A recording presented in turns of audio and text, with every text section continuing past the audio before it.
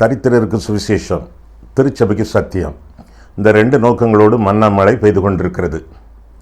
சங்கீத புஸ்தகத்திலிருந்து தொடர்பாக செய்திகளை படித்து தியானித்து வருகிறோம். இந்த செய்திகளை நீங்கள் மகிமை டிவியிலே சனிக்கிழமை தோறும் ஞாயிற்றுக்கிழமை தோறும் மாலை 5 மணிக்கு நீங்கள் பார்க்கலாம். அனைத்து செய்திகள் யூடியூப்பில் இடம்பெறுகின்றன. ஒருவேளை நீங்கள் மகிமை டிவியிலே பார்ப்பதற்கு உங்களுக்கு நேரமில்லை என்றால் நீங்கள் யூடியூப்பில் போய் அந்த தொடர் செய்திகளை நீங்கள் பார்த்து கொள்ளலாம். அது மட்டுமின்றி வேதம் முழுவதற்கும், ஆதியாகமம் முதல் வெளிப்படுத்தும் விசேஷம் வரை வேதம் முழுவதற்கும் 66 நூல்களுக்கும் விளக்கவரை எழுதியிருக்கிறோம். 8 பாகங்களிலே இந்த விளக்கவரை நூல்கள் உங்களுக்கு கிடைக்கும். குறிப்பிட்ட தொலைபேசி எண்களிலே முகவரியிலே நீங்கள் தொடர்பு கொண்டு இந்த புஸ்தகங்களை நீங்கள் வாங்கிக் கொள்ளலாம். ஆண்டவர் உங்களை ஆசீர்வதிப்பாராக. இப்பொழுது நாம் செய்திக்கு செல்வோமா? 126ஆம் சங்கீதம் ஆரோகண சங்கீதம் என்று அழைக்கப்படுகிறது. ஆரோகணம் என்றால் உயர்வு என்ற அர்த்தம். ஆவிக்குரிய வாழ்க்கையில் தாழ்வான ஒரு நிலைமையில் இருக்கக்கூடியவர்கள் உயர்வான வாழ்க்கை வாழ்வது எப்படி என்பதை விளக்கக்கூடிய சங்கீதங்களிலே ஒன்று இந்த 126ஆம் சங்கீதம். 120ஆம் சங்கீதத்திலிருந்து 120ஆம் சங்கீதத்திலிருந்து 134ஆம் சங்கீதம் வரை ஆரோகண சங்கீதங்கள் என்று அழைக்கப்படுகின்றன. எருசலேம் தேவாலயத்திலே 15 படிக்கட்டுகள் உண்டு. ஒவ்வொரு படிக்கட்டிலும் ஒவ்வொரு சங்கீதமாக இந்த 15 சங்கீதங்களையும் எழுதிப்பட்டிருப்பார்கள். அந்த படிக்கட்டுகளில் நடந்து மேலே ஏறி ஆலயத்திற்குள்ளே புகும் முன்பு ஒவ்வொரு படியிலும் இருக்கக்கூடிய சங்கீதங்களை வாசித்து அதற்கு பிறகு அதற்கு பிறகு ஆலயத்திற்குள் புகுந்து ஆராதனை செய்வார்கள். இது இஸ்ரவேலுடைய வழக்கமாக இருந்தது. இந்த சங்கீதம் யார் எழுதியது என்று அடைப்புக்குறியிலே இல்லை. அநாதை சங்கீதம் என்று அழைக்கப்படுகிறது.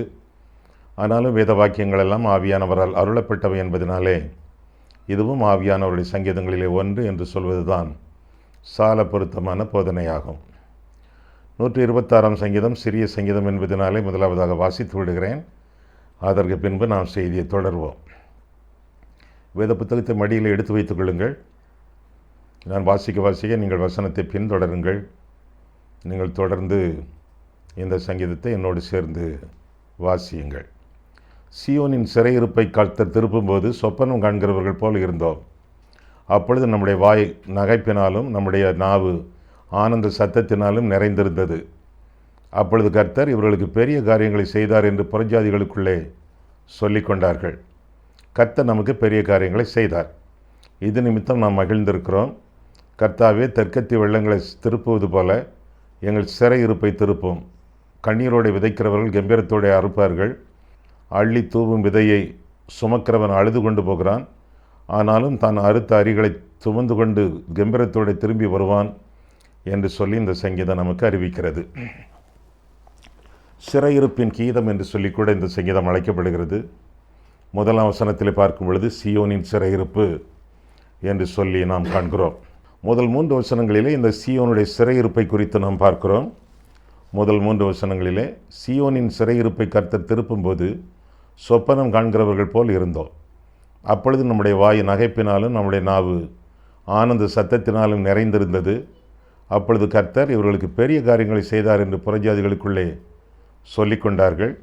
கர்த்தர் நமக்கு பெரிய காரியங்களை செய்தார், இது நிமித்தம் நாம் மகிழ்ந்திருக்கிறோம் என்று சொல்லி முதல் 3 வசனங்களிலே சியோனுடைய சிறையிருப்பை குறித்து நாம் காண்கிறோம். இஸ்ரவேல் ஜனங்கள் பாபிலோனிலே சிறையிருந்த பொழுது 70 வருஷ சிறையிருப்புக்கு பிறகு வந்த பொழுது பாடிய சங்கீதம் இந்த சங்கீதம். பாபிலோன் சிறையிருப்பிலிருந்து வந்தவர்கள் எஸ்ரா நெகமியா தலைமையில் 2 காலகட்டத்தில் வந்தவர்கள். இந்த பாபிலோன் சாம்ராஜ்யத்தில் இஸ்ரவேல் ஜனங்கள் சிறையிருப்பில் இருந்தார்கள். இந்த பாபிலோன் சாம்ராஜ்யத்தை முறியடித்தவர்கள் பெர்சியர்கள், மேதியர்கள்.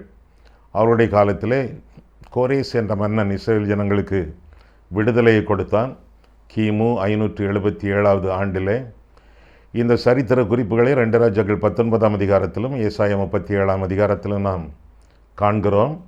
ஜனங்கள் அசீரியாவிலிருந்தும் பாபிலோனிலிருந்தும் சிறையிருப்பிலிருந்து மீண்டு எருசலேமுக்கு திரும்பி வந்தார்கள். இதை 2வது யாத்திரை என்று கூட சொல்லலாம். முதல் யாத்திரை என்று சொல்லும் பொழுது யாத்திராகமத்திலே இஸ்ரவேல் ஜனங்களை குறித்து பார்க்கிறோம். அவர்கள் எகிப்தின் சிறையிருப்பிலிருந்து ஏறக்குறைய 430 வருஷங்கள் கழித்து அவர்கள் விடுதலை பெற்று வந்தார்கள் என்று சொல்லி வேதம் சொல்கிறது. இப்பொழுது நாம் இந்த சங்கீதத்தில் காண்கிற சிறையிருப்பு பாபிலோன் சிறையிருப்பு. இஸ்ரவேல் ஜனங்கள் பாவம் செய்ததினாலே சிறையிருப்புக்கு சென்றார்கள்.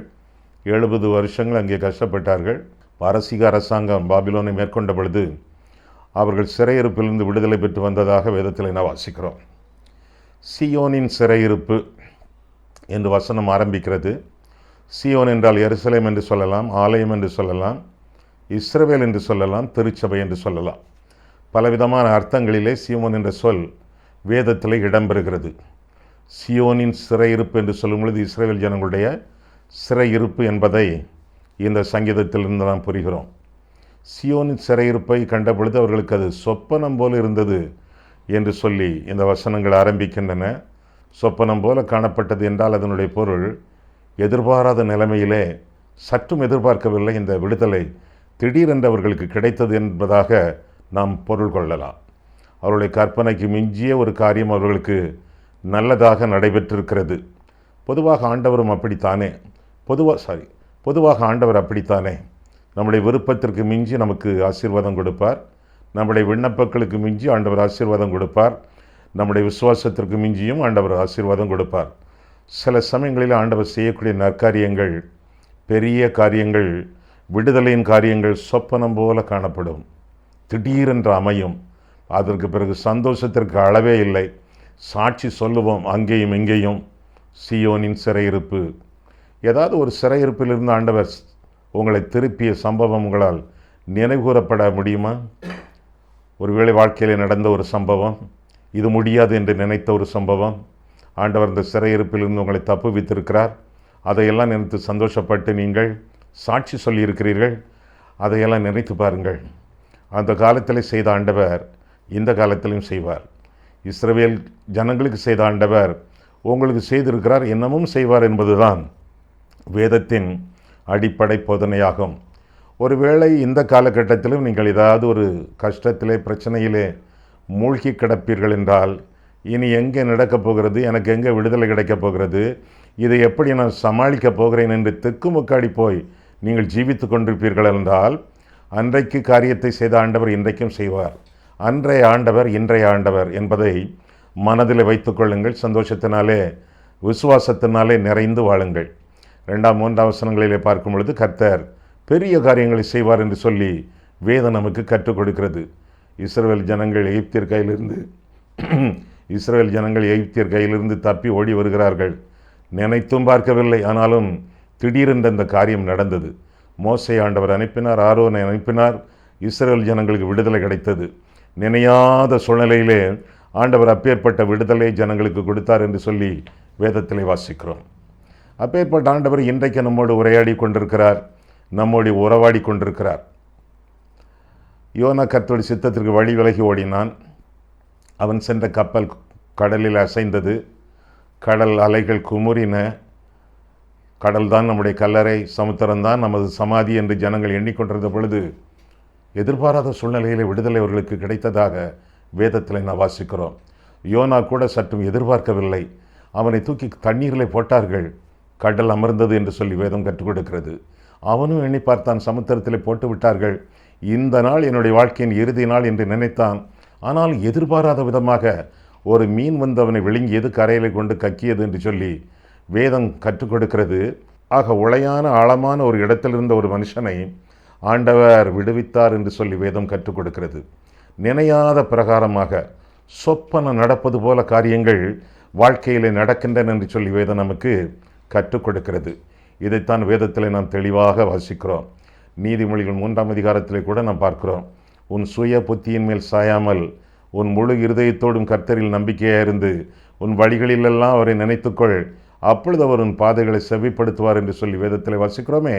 அதே போல சுய புத்தியின் மேல், சக்தியின் மேல், மூளையின் மேல் நம்முடைய நம்பிக்கை வைக்காமல் கர்த்தர் மேல் பற்றுறுதியோடு நாம் வாழும் பொழுது நினையாத காரியத்தை ஆண்டவர் நடத்துவார் என்று சொல்லி வேதம் நமக்கு கற்றுக் கொடுக்கிறது. இஸ்ரவேல் ஜனங்களும் செங்கடல் முன்பாக வந்து நிற்கும் பொழுது அவர்களுக்கு கண்கள் பிதுங்கிவிட்டன, கால்கள் அசையவில்லை, மரத்து போனது போல காணப்படுகிறது. இருதயத்திலே கவலை, 4 பக்கமும் நகர முடியாத கவலை, 4 பக்கமும் நகர முடியாத போராட்டம். முன்னாலே கடல், பின்னாலே துரத்தும் எதிரிகள், இடது பக்கத்தில் உயரமான மலைகள், வலது பக்கத்தில் செருகு மணல், குயிக் சாண்ட், கால் வைத்தால் உடம்பு உள்ளே போய்விடும். 4 பக்கமும் நகர முடியாத நிலைமை.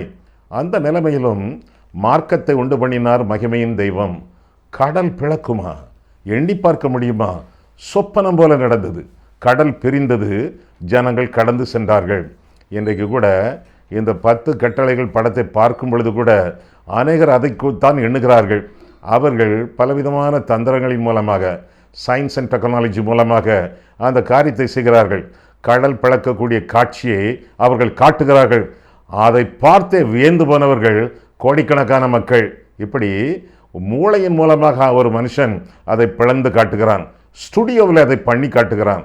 அப்பேற்பட்ட ஒரு நிலைமையிலே மனுஷனே அதை செய்து காட்டும் பொழுது, கர்த்தர் உண்மையிலே அதை நடத்தி காட்டும் பொழுது அவர்களுக்கு எவ்வளவு ஆச்சரியம், எவ்வளவு ஆனந்தம். சொப்பனம் போல எல்லாம் நடந்து முடிந்து விட்டன என்றுதான் அவர்களும் எண்ணியிருப்பார்கள். ஆக கர்த்தர் பெரிய காரியங்களை செய்கிறார், சிறையிருப்பை நீக்குகிறார். இரண்டாவது வசனத்திலே சாட்சி சொல்ல நம்மை அழைக்கிறார். சாட்சியாக இந்த காட்சிகளை எல்லாம் அவர் நிறுத்தி செய்து காட்டி நம்மையும் சாட்சி சொல்ல அழைக்கிறார் என்று சொல்லி 2ஆம் வசனம் முதலாக வாசிக்கிறோம். கர்த்தருடைய சக்தியை அங்கே பார்க்கிறோம். நாம் சொல்ல வேண்டிய சாட்சியை குறித்து அந்த வசனத்திலே வாசிக்கிறோம். அதற்குரிய சந்தோஷத்தையும் அந்த ஜனங்கள் பெற்றுக்கொண்டதாக நாமும் பெற்றுக்கொள்வதாகவும் அந்த வசனம் நமக்கு அறிவிக்கிறது. ஆண்டவருடைய சக்தி, ஆண்டவருடைய வல்லமை பெரிய காரியங்களை செய்கிறது. அதை சாட்சி பகர வேண்டியது நம்முடைய கடமை. அதை ரட்சிப்பின் சாட்சியாக, விடுதலையின் சாட்சியாக, நம்முடைய வாழ்க்கையில் ஆண்டவர் செய்த பெரிய நன்மையின் சாட்சியாக மற்றவர்களிடத்தில் அறிவிக்க வேண்டியது நம்முடைய கடமை.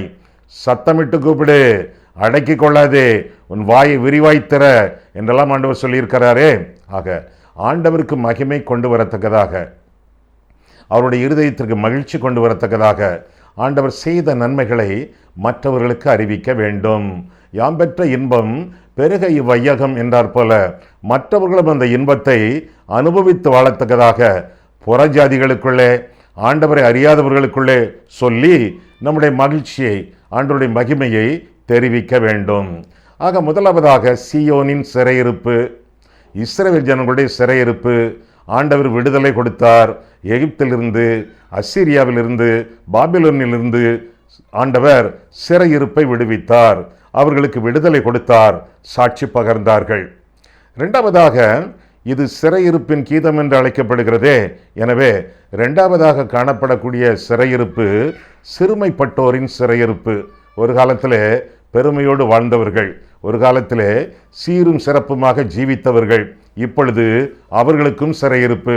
அவர்களுக்கும் ஆண்டவர் சிறையிருப்பினின்று விடுதலை கட்டளையிடுவதாக நாம் வேதத்திலே வாசிக்கிறோம். எங்கள் சிறையிருப்பு என்று சொல்லி ஜனங்கள் தங்கள் சிறையிருப்பை குறித்து 4ஆம் வசனத்தில் அறிவிப்பதாக பார்க்கிறோம். கர்த்தாவே, தெற்கத்தி வெள்ளங்களை திருப்புவது போல எங்கள் சிறையிருப்பை திருப்பும் என்று சொல்லி தாங்களே சிறைப்பட்டதாகவும், அந்த சிறையிருப்பிலிருந்து தங்களை ஆண்டவர் திருப்ப வேண்டும் என்று சொல்லியும், விடுதலை கொடுக்க வேண்டும் என்று சொல்லியும் வேண்டுவதாக நாம் பார்க்கிறோம். இது என்ன சிறையிருப்பாக இருக்கக்கூடும்? முதல் சிறையிருப்பு பகைவரிடமிருந்து சிறையிருப்பு. இந்த சிறையிருப்பு பாவத்தின் சிறையிருப்பு. பாவத்தினால் சிறைப்பட்டவர்கள். ரோமர் 6ஆம் அதிகாரம் கடைசி வசனங்களிலே பார்க்கும் பொழுது பாவத்திலிருந்து விடுதலையாக்கப்பட்டு தேவனுக்கு சொந்தமாக்கப்பட்டவர்கள், பாவத்திலிருந்து நீங்க பெற்று தேவனுடைய நீதிக்கு சொந்தமானவர்கள். ஆக பாவ சிறையிலிருந்து மீட்கப்பட்ட மனிதர்களை குறித்து ரோமர் 6ஆம் அதிகாரம் முழுமையிலும் நீங்கள் வாசிக்கும் பொழுது நீங்கள் தெரிந்து கொள்ளலாம், தெளிவாக அந்த காரியங்களை கற்றுக்கொள்ளலாம். வெள்ளங்களிலிருந்து விடுதலை, பாவம், பிசாசு இவற்றிலிருந்து தரக்கூடிய விடுதலை. இஸ்ரவேல் ஜனங்கள் அன்றைக்கு பகைவரிடமிருந்து விடுதலை பெற்றது போல இன்றைய விசுவாசிகள் பாவத்திலிருந்து, பிசாசிடமிருந்தும் பிசாசின் தந்திரங்களிலிருந்தும் விடுதலை பெற வேண்டும். இதற்கு என்ன செய்ய வேண்டும்? முதலாவதாக மனம் திரும்ப வேண்டும். ஆண்டவரே, நான் ஒரு பாவி, என்னுடைய நினைவுகளாலும், பேச்சுக்களாலும், செயல்களாலும், பார்வைகளாலும், சிந்தனைகளாலும், என்னுடைய சுய சித்தத்தினாலும் ஏராளமான பாவங்கள் செய்தான். ஆண்டவரே, என் பாவங்களிலிருந்து நான் மனம் திரும்புகிறேன். என் பாவ சிறையிலிருந்து எனக்கு விடுதலை கொடுத்து பரிசுத்தமான வாழ்க்கை வாழ எனக்கு உதவி செய்யும் என்று கேளுங்கள்.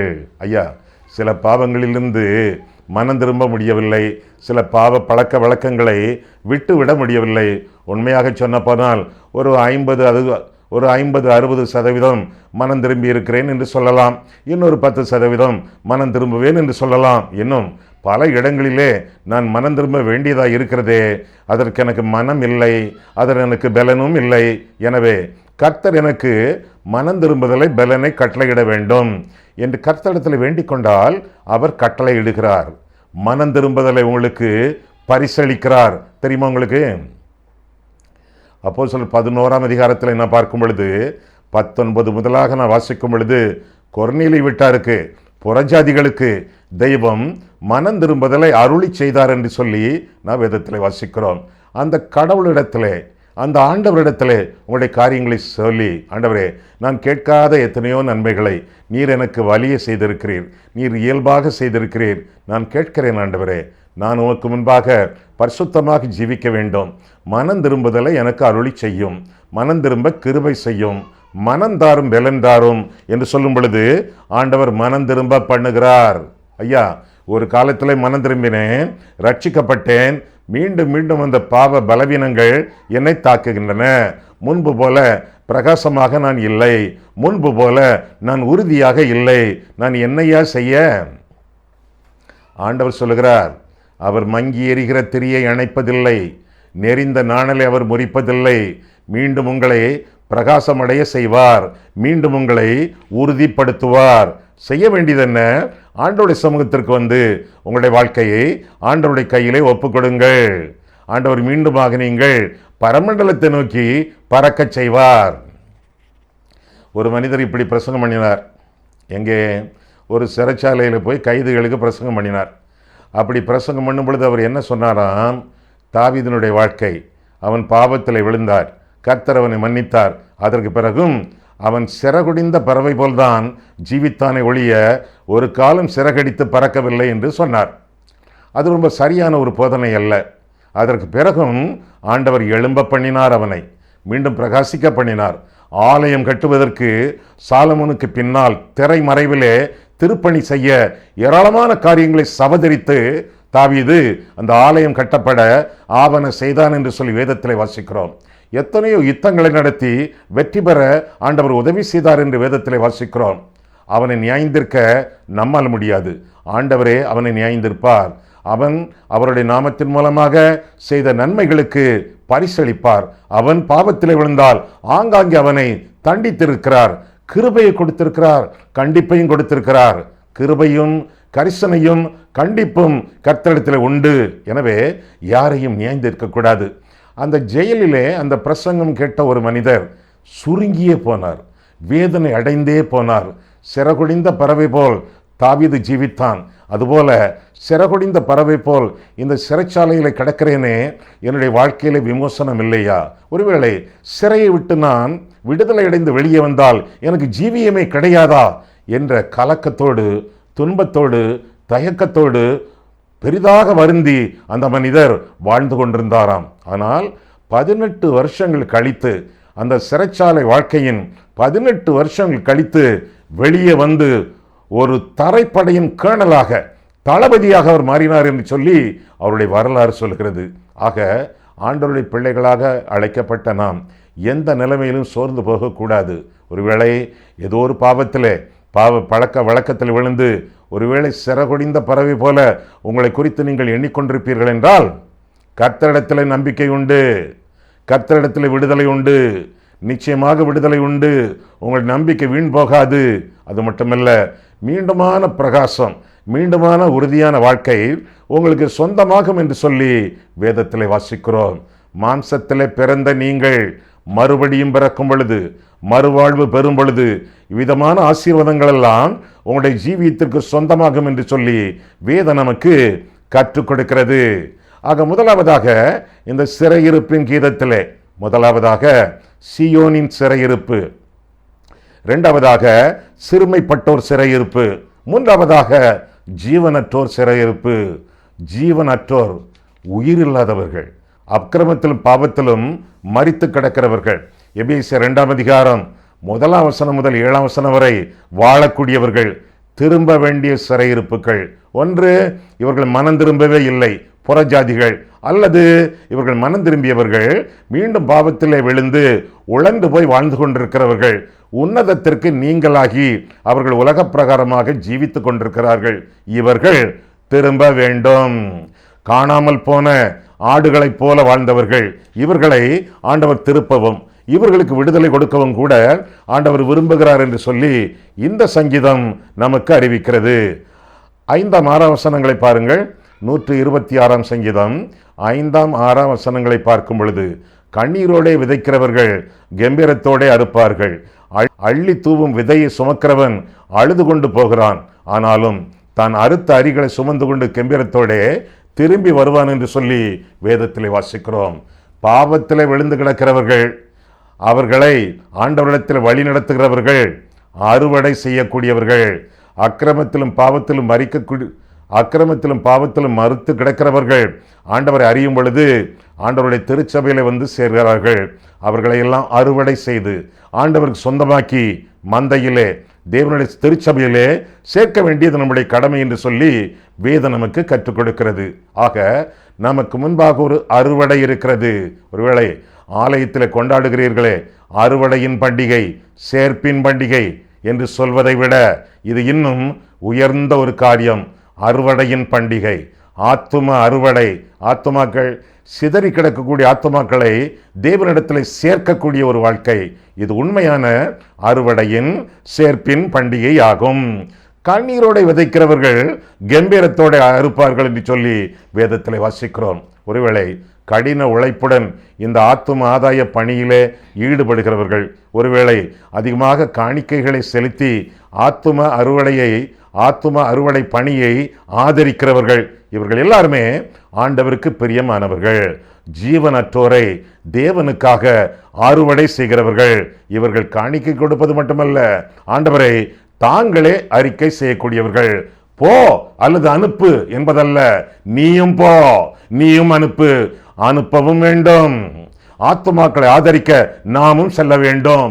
போ, அத்துடன் அனுப்பு. அதுதான் சரியான ஒரு போதனையாகும். நாமும் போக வேண்டும். ஆத்தும ஆதாயம் பண்ண போகிறவர்களுக்கும் ஆதரவு அளிக்க வேண்டும்.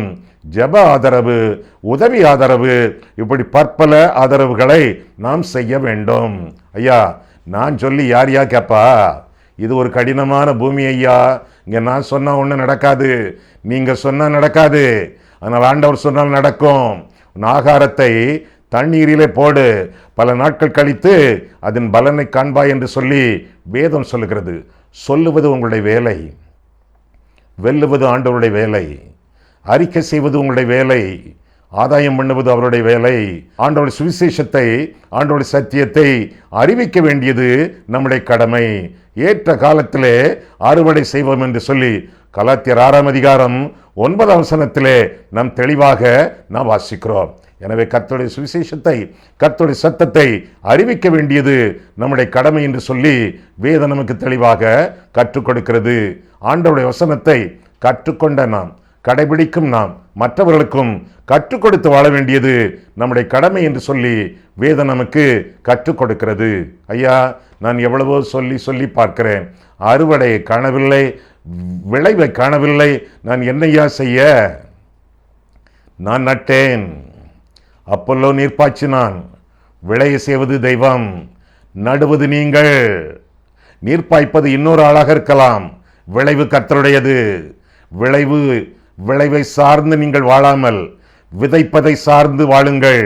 விதைப்பது உங்களுடைய வேலை, விளைய செய்வது ஆண்டவருடைய வேலை.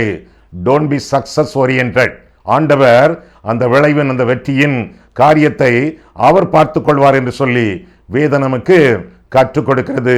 கண்ணீரோட விதைக்கிறவர்கள் கம்பீரத்தோட அறுப்பார்கள் என்பது வேதம் நமக்கு கற்றுக் கொடுக்கிறது.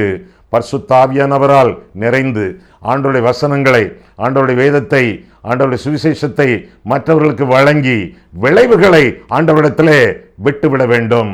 ஆண்டவரே, நான் விதைத்து விட்டேன், ஆண்டவரே நான் நீர் பாய்க்கிறேன், விளைய செய்வது நீர் என்று சொல்லி ஆண்டவருடைய சமூகத்திலே அந்த ஆத்துமாக்களை ஒப்புக் கொடுக்கும் பொழுது அவர் ஜீவனற்றோருடைய சிறையிருப்பையும் நீக்க வல்லவராக இருக்கிறார். விடுதலை கொடுப்பார், வெற்றியை கொடுப்பார், வாழ வைப்பார். கண்களை மூடுவோம், கர்த்தரை பார்ப்போம். அன்புள்ள ஆண்டவரே, உம்முடைய வசனங்களை ஆராயவும் எங்கள் வாழ்க்கையை ஆராயவும் கிருபை கொடுத்தீர். அதற்காக நன்றி செலுத்துகிறோம் சுவாமி. சிறையிருப்பின் கீதத்தை நாங்கள் சிந்திக்க தியானிக்க எங்களுக்கு கிருபை கொடுத்தீர். அதற்காக நன்றி செலுத்துகிறோம் சுவாமி. அன்றைக்கு இஸ்ரவேல் ஜனங்களுடைய சிறையிருப்பை நீக்கிய தெய்வமே, இன்றைக்கு எங்களுடைய சிறையிருப்பை நீர் நீக்கி இயேசு அறியாத மக்களுடைய ஜனங்களுடைய சிறையிருப்பை நீக்கத்தக்கதாக எங்களை பயன்படுத்தி எங்களுக்கு உதவியும் செய்து அர்த்தமுள்ள கிறிஸ்தவ ஜீவியத்தை இந்த உலகத்தில் நாங்கள் ஆசரிக்க நீர் எங்களுக்கு உதவி செய்யும். எங்களை ஆசீர்வதித்து இந்த உலகத்திற்குள்ளே உம்முடைய ராஜ்யத்தின் பிள்ளைகளாக நீர் அனுப்பும். இயேசு கிறிஸ்துவின் நாமத்தில் ஜெபிக்கிறோம் பிதாவே, ஆமேன்.